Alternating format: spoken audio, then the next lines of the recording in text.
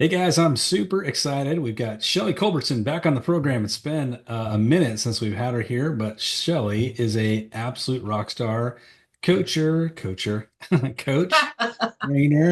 broker, team owner, team leader. She's just incredible. She's in the trenches selling real estate. Her and her husband Dave are amazing, and she's got some just great coaching ideas. She's also a master certified ninja instructor, so she's got a lot of titles. But welcome back, Shelley. Hey, I'm excited to be here. I'm excited to have you here. So we were talking before we started here. We just had this like, what do we want to talk about today? And you had this great idea of talking about clarity, which is we're coming in, we're recording this just at the last quarter of Mhm. 2024, coming into 2025. Today actually happens to be election day. I know. I We've didn't had a think lot of about that when we booked a lot this. of clarity there. But we're talking about clarity in your business. We're talking about getting you focused. So tell us what does that mean to you, Shelley? And what do you mean by that? Well, it's kind of interesting that you talk about it's election day Yeah. because there's some uncertainty, lack of clarity just going into today. Oh, maximum, right? I No. know, I know. But I look back on 2024 has kind of been a year of uncertainty. We've had a Yeah. lot of different things coming our way. We've had to bob and weave, adjust value propositions. How are we discussing how buyers and sellers pay for realtors?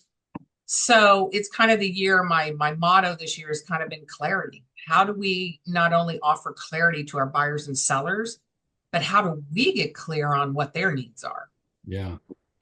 What's interesting is despite all the market conditions we can go through, it's highs and lows and ups and Mm-hmm. downs, sideways markets, people still buy and sell real estate, right? Yep. Regardless of the market. So there's still going to be 4 to 5 million units sold no matter what every single year. So I think that's a really good point. It's really about what we're doing rather than what's happening around us. So I think that's a really good point.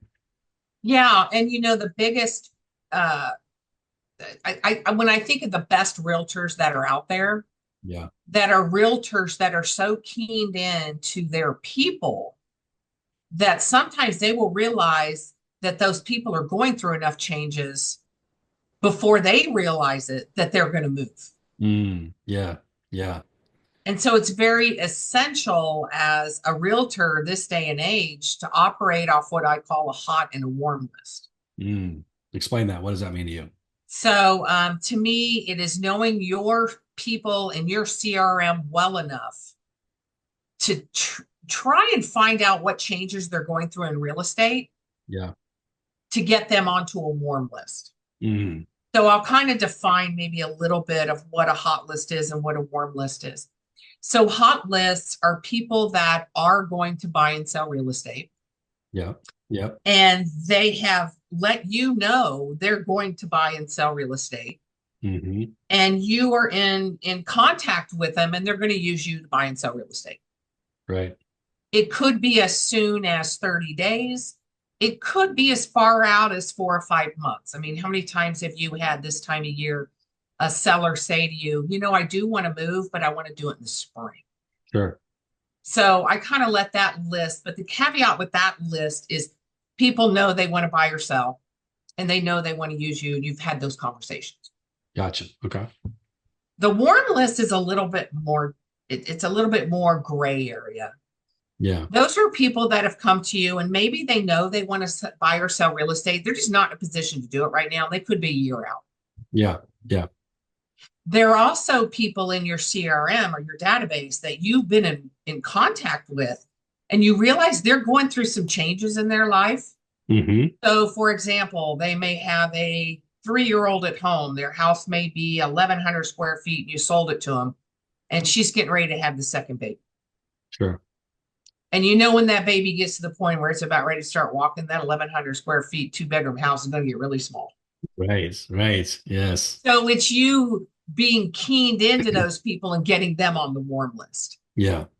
I think another great example of that as you're talking, I'm just thinking about this, but as we are in Oregon. We happen to be in Oregon. Mhm. So we get a lot of buyers from California, which is a natural. And every buyer that comes from California, I mean, I've heard it a million times. I'm sure you have too. When they get here, they say, I want like an acre to 5 acres, whatever. Because they come up from the city, they always want to move to the country. Mhm. But the reality of living on an acre or 5 acres is completely different than the thought of living on an acre or five Of acres. a So you can almost 0.25 acre lot. Right. You can almost put it on your calendar when you sell them that property, like 2 or 3 years later, they're going to be like, you know what? This is way too much This work. is way too much work. So it's a great So example of what you're saying that's there, right? true. You That's can true. almost map it out, right? What's going to happen. Yeah. But what I'd like to really focus on today, and we can do a whole nother call in the future about how to find people in your database to go on the warm list. Sure. But I really want to focus on the hot list today Yeah. because I don't know about the people that you are coaching, but the people Hmm. I'm coaching, I'm telling you, if I had $1 for every time they said, "Oh, this buyer's on the fence, they're not sure what they're going to do," Yeah. I'd probably be retiring. Right. So, kind of what I wanted to talk about today is a system of how you can help buyers and sellers on that hot list that are just not ready to pull the trigger yet Yeah. to help them find clarity one way or the other. I love it. One way to be, let's move forward, or the other way may be, you know what, this may not be the year for me to do this. Yeah. Yeah. Let's walk them through it. Tell me what's the first step? So, the first step, I'm in elementary school, we learn about the 5 W's and 1 H: Yep. the who, what, when, where, why, and how. Yeah. And it would be bringing each person that's on that hot list and answering that question for that person in the real estate transaction. Gotcha. Because what I know in my experience is when we have a buyer or seller get really clear on the who, what, when, where, why, and how, they're ready to move forward with the decision. Interesting. But if they're not clear on one of those, Hmm. they want to think about it I love it. I love it. or they want to wait. How do you bring that into the conversation? How do you go about that? Well, so we do a buyer's process and a seller's process with every person before we work with them. Gotcha. Okay. And when we do that, we try to identify what those are. And Okay. so the who usually is pretty basic. It's who's on title or who's gonna buy the house. Sure. An interesting caveat I've run into with who though is I had a boyfriend girlfriend that Hmm. we showed, I mean, kid you not, we showed probably 30 properties to him. Mm. And he was always the one hung up. And I'm like, I don't understand what he's hung up on. We're showing him all the houses. The And I perfect. thought, well, maybe I should have a separate conversation with him as opposed to her. Yeah. So when I picked up the phone and had the conversation saying, hey, I'm trying to get clarity on what you guys are looking for. And it seems like everything we're showing you. He says, you know what? He says it really doesn't have to do with the house. I don't think After she 30 houses, you tell me this? I don't think she's the one. Oh, wow. Wow. Wow. So that's a big who issue right there. Yeah, that's a relationship issue. Yeah. Exactly. Wow. That's crazy. Yeah. And so, the biggest one that I'm finding kind of I'm getting hung up a lot with is the when. Yeah. Yeah. Because people know they want to move, but they just sometimes have difficulty with the clarity on the when. So what I'm finding helps out a lot is pulling out a calendar Hmm. and just start asking questions. Yeah. Do you want to be in the house by Christmas? Yeah. Okay, if not Christmas, do you want to move in the winter or would you rather be in the house by spring break? Yeah. Yeah. So it's just pulling out the calendar and get clarity. And what's really interesting with sellers Hmm. is sellers are like, well, I'm not sure, I might want to list here, I might want to list there, but they want to be somewhere in January. Right. So when you lay out the calendar and you show me the date in January that you want to be in your replacement house, and then we start to work it backwards and we play in the days on market for their price range, all of a sudden the light bulb goes off going, I needed to be on the market last week. Yeah. You're late. You need to get on the market. I love it. I love it. I So think, for us, What, go ahead. I was going to say, and that's relative to, because as we're seeing, the days on market across the country are going up. So Mhm. sellers kind of automatically assume, well, I'll put on the market, it'll sell tomorrow morning. Well, maybe not. No. Maybe it's a 60-day market time now. It used to be 0, now it's 60 or 30 or so. Yep. So that's a big conversation. Well, and the other piece of the conversation, because as a realtor, we're always in negotiations. Yeah. We're negotiating with the other realtor. We're negotiating with our buyers. We're negotiating with our listing consults. Yeah. And when you pull out that calendar, if they indeed want to be there in a certain time period and they're late coming out to the market, Hmm. well, what do they need to do with their pricing? Yeah. Right. Exactly. They got to be You know, aggressive. you waited a month. Yeah. A Right. month ago, we could have come out on the market this price and hit your date. Yeah. Yeah. Exactly. Exactly. It's time or money. Which one do you want? Yeah. Yeah.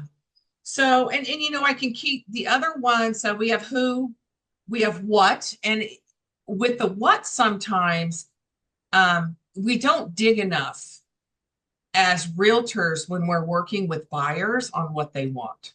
Hmm. So a caveat is, I'll give you the example that you just gave me with California people. Yeah.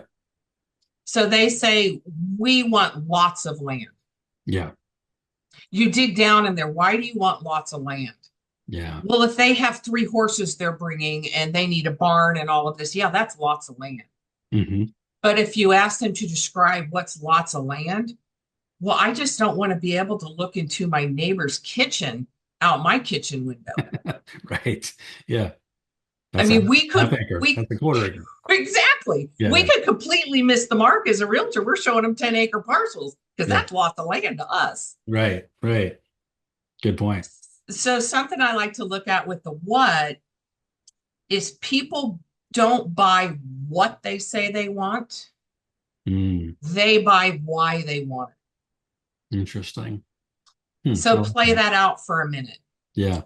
So somebody says that they want a big kitchen, Right. and you start to unfold, why do you want a big kitchen? Yeah. What does that look like to you? And they may unfold and they may go, well, I like to entertain. Hmm. Well, tell me more. Do you entertain for your family or do you entertain for 20s and 30 people? Yeah. And it may be like, well, I like to throw parties for 10, 15 people and we always gather in the kitchen. Yeah. Well, a large kitchen, I probably would have just given them acres and acres of counter space, Right. which really they would love to have an island that people could sit around Hmm. and just hang out. So Yeah. there's a big difference. And I think sometimes as realtors, we're so busy to get into the MLS and put in that 3 bedroom, 2 bath, this many square feet, Yeah.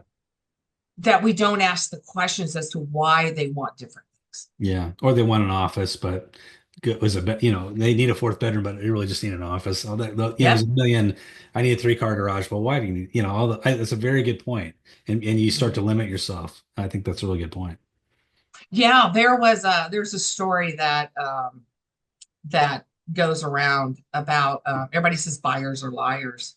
Hmm. I say no, they aren't liars. It's just realtors have not done their their in-depth question asking. Yeah. Yeah. You just didn't figure out what they wanted. Right. You didn't dig deep. Yeah. Yeah. Yeah. And an interesting thought, people say they want to live on a golf course. Yeah. 40% of the people don't play golf that live on golf course. Isn't that Right. crazy? And I've heard that. That's crazy. They Right. like the open space behind them. Well, you can get open space on a lake. Yeah. Right. You don't have to be on the You golf can course. get open space backing up to a BLM. Exactly. Exactly. Right. I love it. So that's a lot with the what. Okay. The why takes me back to what are their pinch points as to why they're moving? Yeah. What's their motivation? I love it. Yeah, what's the motivation? Because Hmm. they may not be motivated enough yet. Right. Right. Good point. I have a couple that I followed. I gave you the baby story. Um, her pitch point wasn't bad enough until I called her finally. The toddler was walking, and she was having a bad day. She goes, "Get me out of this house. I don't care what Yeah. it takes." Yeah. Yeah. Um, a very interesting one is the how right now. Yeah. The financing, right? Well, it's a combination. It could be a lot of different things. So yes, the interest rates. Sure. That's a biggie. And what we've done a lot with our team is not for them to focus on the interest rates, Hmm. but focus on what is the max monthly payment that you can afford. Yes. And let's work it backwards. I love it. Yeah. It's the way everybody buys a car. Yeah, You start it with the is. payment, you go back to the backwards, right? I mean, it's Yes, true. Most it's people are true. payment buyers. I mean, that's the reality of it. And this is what I love about our media. Yeah. They're all screaming interest rates. Well, when all is said and done, if your pinch point is you need to get out of that house, Yeah. let's talk monthly payment. Right. Yeah. The other how is how do I go from selling a house to buying a house? Mm. Hmm. I have a lot of people get hung up on that, especially if they have families. How Yeah. do I move from A to B and not be homeless Right. or have to move twice? Or it's just, that confusion of the logistics of it. Like, how do I move my stuff out and, not have 2 weeks where I'm, like you're saying, homeless. It's a lot for the first time home seller. That's a big deal, Yes. you know? Yeah. Yeah. And I don't know how, well, you're in my market. Yeah. Right now is just such a cool period for the first time home buyer buy up market. Because if you're under about 450,000 right now, Yeah. we're seeing multiple offers. Right. Then you go up to that buy up market, which is that 6 to 700,000, Hmm. and they're on the market for 60 days Yeah. plus. 100%. Yeah. Yep. I mean, there's such an opportunity right there, but it's a combination of, I mean, the big clarity piece is how do they do that? And it's our job as a realtor to show them that roadmap of what that Yeah. looks like. Yeah. That move up buyer's in a great position. We just looked at a house because we're in the market. We're buying a house. And it was Do that you need a realtor? I found one. That house has been on the market 275 days for 750,000, and we made an offer, and they were willing to come down dramatically. So buyers are really in a great position right now. Yeah. No, So I've seen that kind of that perfect storm was what I call it. I don't know. I've been licensed now, I think 11 years. I've only seen it 3 times, and it's starting to become that perfect storm right now yeah, yep, for that move up buyer. 100%. And I think what's going to happen is you're going to see a lot more inventory coming in. Mhm. And then buyers are going to get control again, and sellers aren't used to it. They just haven't Mhm. been in that market for 10 years. It's been a seller's market. And at some price points, we're already there, right? Like you're saying. Mhm. That's And interesting. and to piggyback on what you're saying, so I've been talking clarity with buyers. That's a whole nother animal, clarities with sellers, Hmm. because we have to completely help them change their mindset. Yeah, they're just in this whole nother headspace. And Yeah, we're really starting to see that above in our market, above that $750,000 range. yeah, yep. And there's, you're talking about trigger points with sellers. It's imperative for them to understand that this gets worse, not better, probably coming into spring because more and more sellers are going to hit the market. Right now, Mhm. we're sort of low on inventory, but it's going to get way different in spring and summer. So Yeah. the time to go on the market's now, not then. Yep. And see, Yeah, that's again, when that's a yeah, clarity point with the seller. 100%. Yeah, yeah, good point. Yeah, you can take it all back to the who, what, when, where, why, and how. I love it. So simple, but it's so powerful. And I love what you said earlier about every buyer, every seller. You need to have a process conversation. Like this is the process that we're walking you through this conversation, which I think most agents are so desperate for a sale. They're always rushing the process, and they're just like, okay, get in the car and let's go look at properties. Yeah. And by the way, sign this buyer's agreement in the back seat. Right. And then they think that they're doing the right thing because they're selling, but they're actually doing a disservice to themselves and the client because they're not going to close. You Yeah. can't get them to pull the trigger like you're saying. So I think it's really brilliant. It's a great strategy. Well, and if you have a really good both buyer and seller process, I'll start with the buyer one. If you have a really good buyer process, we actually track our stats. And if we do a really good job with our buyers, 60% of our buyers will find a house the first time out. If if there's inventory. The first time you're out showing them homes? Yes. Wow, that's incredible.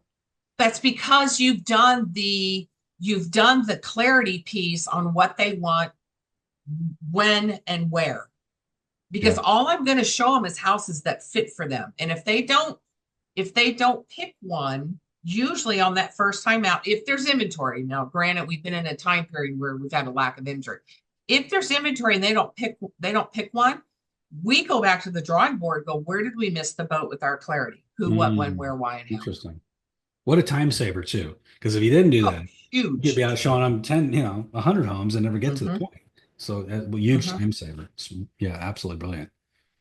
And so on the seller side of things, having a really good process where you're giving them clarity on the Yeah. what, which just to me is where to price the house. Yeah. Yeah. It's taking the time to really not only analyze, but figure out what they need to get out of a house too, Yeah. so I they just can pick the price that works for them. I think that's brilliant. And I just had this conversation with another top agent, and they were talking about giving the seller the option. And kind of to your point, where they say, "Hey, we got some options on pricing. We can price it to the market. You can price it in a fixed up price, like we're going to improve the Yep. property. We can price it as an as is, or we can sell it to a wholesale buyer. What would you prefer to do? Where you don't even have to Yep. put it on the market. It's a convenience buyer. And so you get like three or four options. They're like, well, no, we want to market price it. Great. Here's the condition issues we've got to fix. And so I think it was just a really smart kind of approach, kind of what you're So kind of smart. along the lines of what you're thinking. Yeah, my favorite thing to do when I walk through the actually I'll back up two spots before that to help with clarity. Because for me, it's my adage, it matters who says it. Yeah. You don't want to be the one telling them. You want to show them what it takes and let them give you you want them to say it. You want them to say the price, what they're going to do, all of that. Yeah. So in a pre-listing interview, I always ask the question, if you stayed in this house for another 5 years, what would you change? Mm, brilliant. They will give you what's wrong with their house. They'll talk about their pain. They will tell you everything that needs to be done in that house to Yeah. make that house 100% Yeah. guaranteed. A So fun- then when yeah. I do the walkthrough, Yeah. I'll stand in the kitchen and I'll go, oh, yeah, I remember before I came to visit, you said that you would update this kitchen. What would you do? Mm, Well, I change out the counters. What would you change them to? Granite. Well, how much do you think that would cost? Well, I don't know. What do you think? Oh, probably about 7 grand. I write down 7 grand. yeah. Yeah. Oh, well, now what would you do to the cabinets? Oh, you'd paint them. Okay, how much do you think that costs? Oh, about another 2 grand. Oh, and how about the flooring, the appliances? Hmm. Next thing you know, they have told me their kitchen needs to be updated and it's a $15,000 deficiency. Yep. Yep. They Yep. said it. Yeah. Not you. So then when we go to sit down and look at pricing, I'll look right at it. Okay, help me remember, are we going to price this house with the kitchen the way it is? Or are Hmm. you going to do these updates? Yeah. Yeah. I love it. I So love it. basically, what they've done, you've shown them, but Hmm. what they've said is that I'm willing to discount this $15,000 off market value Right. because I'm not going to update the kitchen. Yeah. Yeah. And then I think a great follow-up would be, and what can't you fix here? Like you can't fix the location, you can't fix the Nope, barking dogs, you can't, there's some things you just can't fix, right? no, you cannot. But Right. you know what? Get rid of the cat, and we need to do something with the smell. Right, right, exactly. But in that same piece, it goes straight back to with the seller is the clarity piece, the who, the what is the kitchen remodel. Yeah, The when, the where, the why, and the how. So if you just take it down to that basic piece, so I'm gonna put a bow on it, take it back to what we were originally talking about. With your hot list, we sit down, our team sits down and we go through a hot list every single Monday morning and we ask the questions. Okay, what are they hung up on? Can they write an offer this week? If not, then is it the who, what, when, where, why, or how? We write down what the clarifying piece is. yeah, And then we will follow up with our follow-up based on what their clarity is. So an example of that might be a seller is not going to list their house until they paint it, they get the carpet cleaned, and they pack up because it's cluttered. They pack up some stuff. yeah, So we know that's the what needs to happen for them to sure. list. Gotcha. So when I go to call them that week for their customer service call, what am I going to ask them about? What have you gotten done? Yeah. Do you need help with a Yeah. painter? Do you Yeah, need a what needs to carpenter? happen? I Yeah. love it. And So that's it where just, it, you can have that concierge list of all your vendors and like, hey, I got all mhm, the vendors that can help you. Yeah, great. mhm, Value mhm. adds. But my, I think our buyers and sellers are on the fence because we, as realtors, have not asked good enough questions yet to figure out what's going to get them off the fence. Hmm. So we're failing them, they're not failing us. Mhm, And I think it's all about contact, communication, follow up, asking the right questions. mhm. So important to get in. Yeah, I know you've used that term, and I know it's a ninja term to get in flow, and you got to be in Yeah, that same flow with them. But I think that's where agents fall apart is they want it to be an automated, just they call and say, list me, come sell me a yeah, house. It's not us actually having conversations, right? yeah. And getting to know them in the sense of where they hung up at. Yeah. And there's been sometimes I've gone on that hot list, just like with that boyfriend girlfriend. They need to get off my hot list because they need to go find different boyfriend girlfriends. You might sell two houses instead of Yeah, one. exactly. Right. And that's where sometimes it's not only them finding clarity, but it's me finding clarity. Yeah. Yeah. And if I really have a legitimate buyer or seller, Right. because I want to spend my time, effort, focus, intention, everything else on the one that's going to write contract this week. Absolutely. Yeah. What am I doing here? We're not, it's not a charity. We're running a business. Yes. As Yeah. much as I like to look at houses, I do that on MLS tour. Okay, let me ask you a question, guys. As I've talked to a lot of different coaches and a lot of different approaches, and I have a question for you. Because you got this hot and warm list. Do you ever take it a step further, maybe with your hot list, and say you have an Excel spreadsheet and you put a number to it, and you say, "Here's my hot list, and I think they're going to buy a house in the 400,000 to 500,000 range, and I think that would equal a commission of X, and now I have like $300,000 of potential commission income coming in." Is that, do you approach it that way? Would you like me to share? Yeah, I love it. Share it. So oh, hold Your, on. your green Okay, you're gonna screen. have to see my messy office here. Let's do it. But let's go. We're gonna go back to here. None. Here we go. So looking at this right here. Yeah, This right here is my hot buyer list. This is my hot seller list. got it. These are my what I think they're gonna buy, the commission I'm gonna make on it, my total commission dollar. So I have a total amount right here. Gotcha.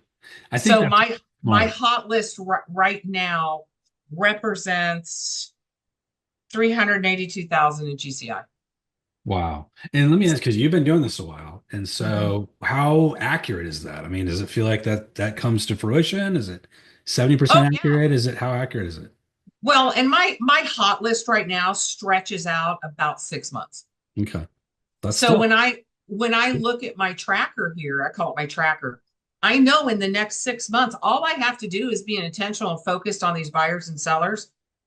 And I got 382,000 in GCI sitting in front of me. and that happens. I mean, from your experience, Yep. that actually comes to fruition. Yep.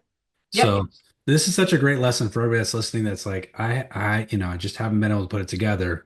If you want a motivator, there's a motivator where you're seeing the dollars and cents in front of you. It's what's between you and that dollar is you doing the job, right? Follow up, follow up, Mhm. follow up. Fortune's in the follow up. Well, the piece that I love about it is I can track because I didn't take out. So this is closed. This Yeah, is under contract. This is hot, and this is my warm. yeah.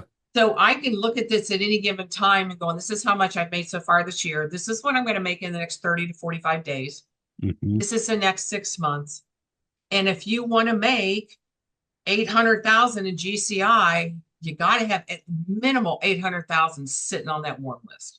Yes, yes. Yeah, because they got to move. They got to move from your warm list to your hot list and then to closing, right? Mm-hmm. And I think that also the beauty of that system is that you're seeing, when people do move off your hot list, you're like, oh, I used to have 10 buyers. Now I got five. I got to get on it. Right. 100%. Yeah. I can, when I'm coaching, I actually, my clients turn this tracker into me. And I can look at a tracker and tell them if your pipeline, you're going to be out of business in 6 months. Yeah, you're done. You Yeah. got to start putting stuff in. And this is the piece that I love that you brought this up. The piece that I love about tracking your hot and your warm, it takes out the roller coaster of real estate Yeah. Yeah. because it keeps a constant focus on your pipeline. It's in front of me. Hmm. You know, I look at it every day. Who on this warm list have I not talked to in 90 days? I need to get in flow with them. Let me ask you a question just to kind of go one step deeper. And you talk about clarity. I think this is the ultimate clarity. You're getting clarity, your clients are getting clarity. You know where your business is at. It's not a mystery. But do you have a number like because everybody has a different capacity. Like you have a capacity maybe to have 20 people on that hot list. Other agents may be like, I could never do that. I can only have five.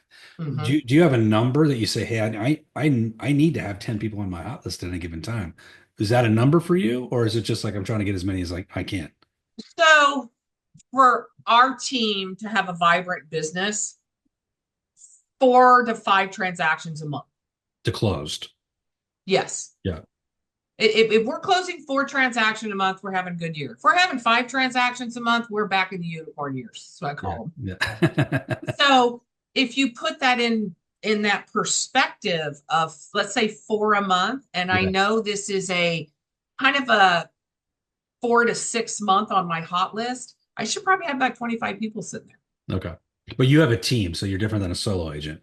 So that, that might translate to Yeah, two, well, three or it's one, my two. husband and I, and Yeah. then we have Kelsey. It's just 2 of us. Yeah. Now, here's the caveat with the warm list. Hmm. And this is where I'll take it a step further from the warm list.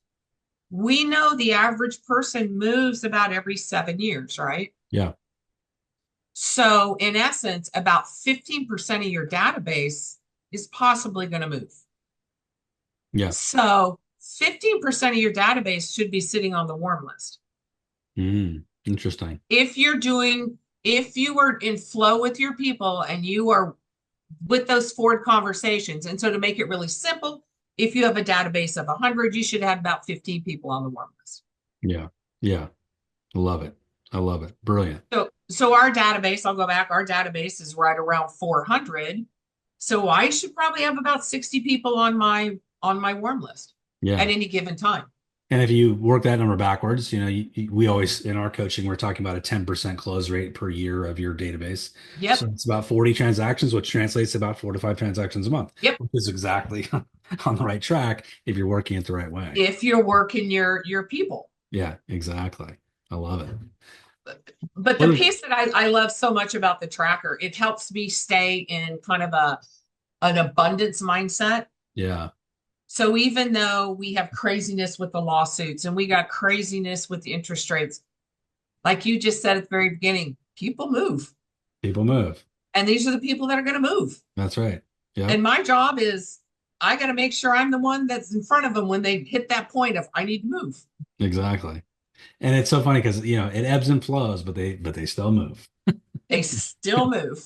And what I think is interesting is over somebody's lifetime, you might say, oh, they stayed in this house for 10 years, the next house 2 years, but then the next house 6 years. You just don't know. You don't know when they're going to make the move because the motivation levels change and you assume somebody's going to stay there forever, but they don't. And there's a million reasons behind it.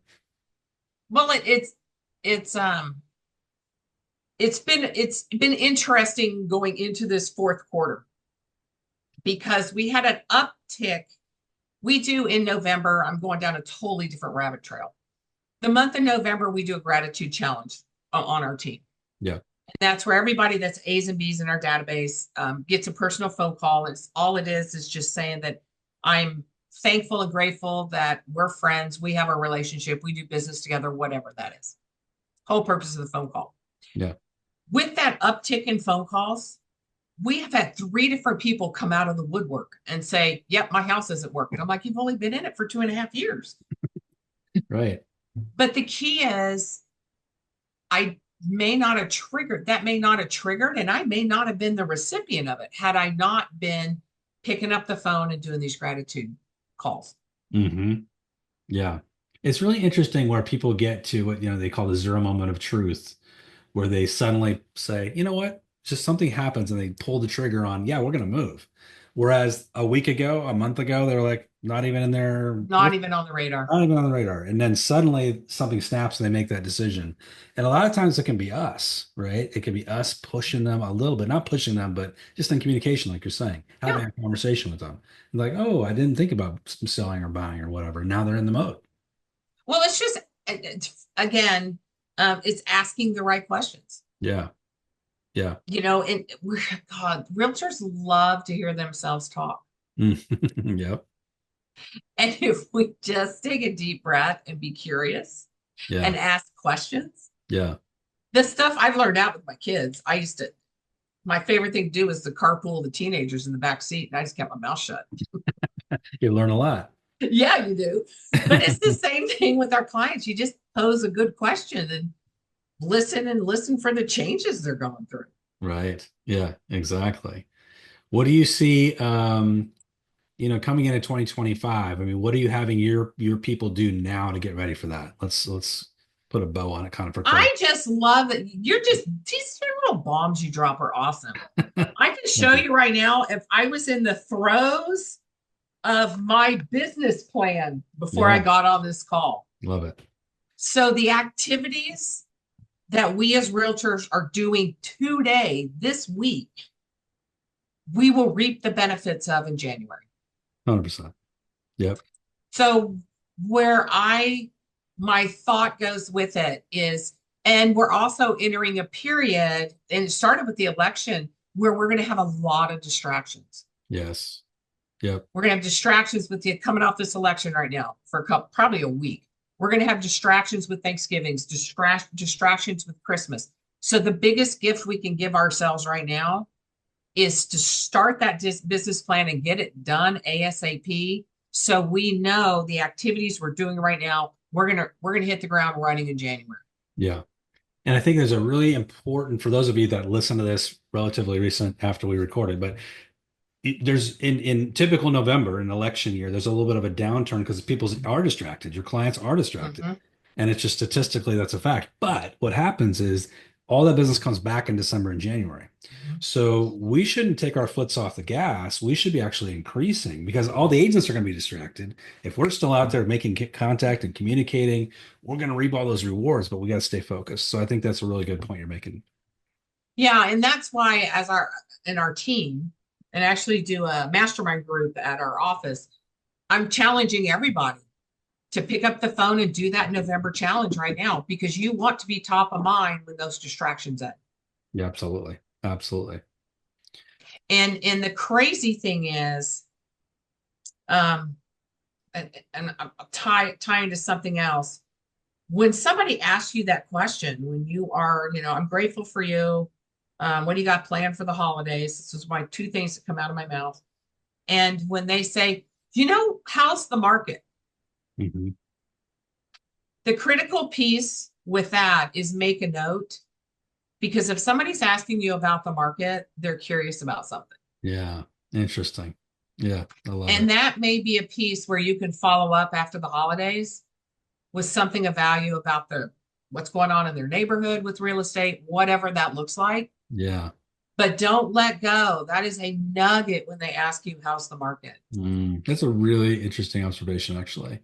Yeah, to put that in your CRM and just say, "Hey, you asked about the market, so I'm following up and letting you know." I think that's a Bingo. really smart, really smart. Bingo. Because they're going to have a lot of distractions. But the first week of January, we're all scratching our heads. Yeah, Well, yeah, why not go to that list of people that ask you in November, how's the market? And go touch hmm base with them and give them some valuable information on the market. yeah, yeah. I think that's brilliant. Mm-hmm. Super smart. And just another little nugget here. I don't want to keep hitting in the election, but something I just picked up from the Realtor.com just put out a little nugget today, and I ran with it. Is that one third of Americans? This is hard to believe, but one third of Americans say that if their person they've chosen that they're voting for doesn't get elected, they're thinking about moving because they want to be in a place where they're more aligned with the people that are in their kind of spectrum or whatever politically.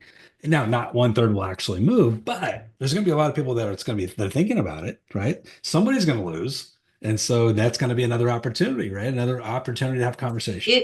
It is huge, and it's not a joke. No, it's not a joke. We have 3 sets of people in our database right Yeah. now Yeah.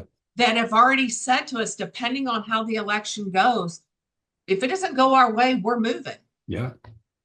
Right. They already have real estate reviews in their hands and they already know how much equity there is. I just got to figure out where they're landing if they're moving so I can monopolize on the referral.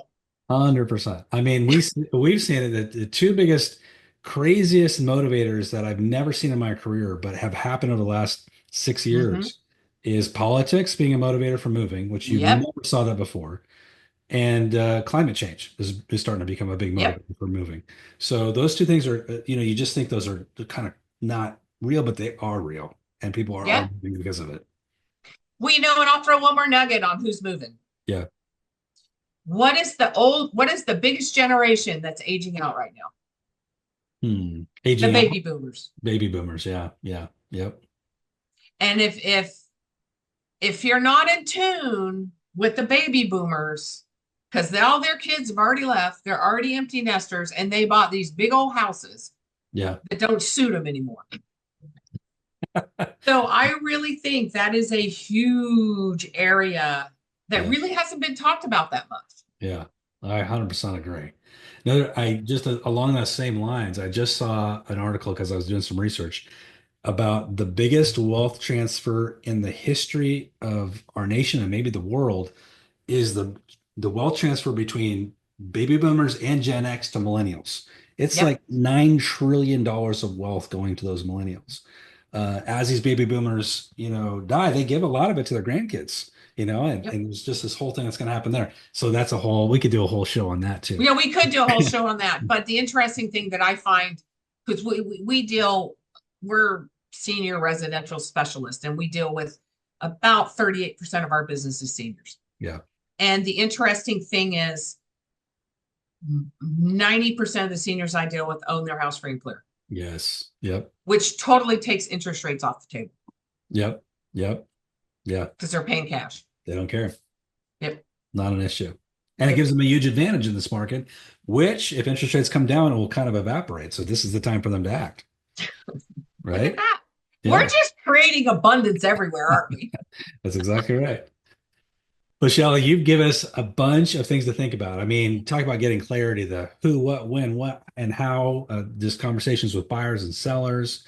I love the hot, warm. I love the whole spreadsheet concept, getting your business plan dialed in for the new year, setting the table, conversations, getting in flow with people, so many ways to have clarity. So thank you so much for all your nuggets today. So amazing. Oh, well, thanks for the time. I enjoy my time with you. Absolutely. If someone wants to get in contact with you, start being coached by you, how would they contact you? Uh, Easiest way is Shelly, Shelly at ninjaselling.com. Shelly's a Or great you could coach. call me 541-621-1602. Ooh, that's dangerous. I love it I though. know. Living dangerously. I like it. I know, but you know what? I answer my phone All unless I'm in front of someone. right. Thank you so much, Shelly. We'll see you again on the next Okay. time. Have a great Take day. care. Bye bye.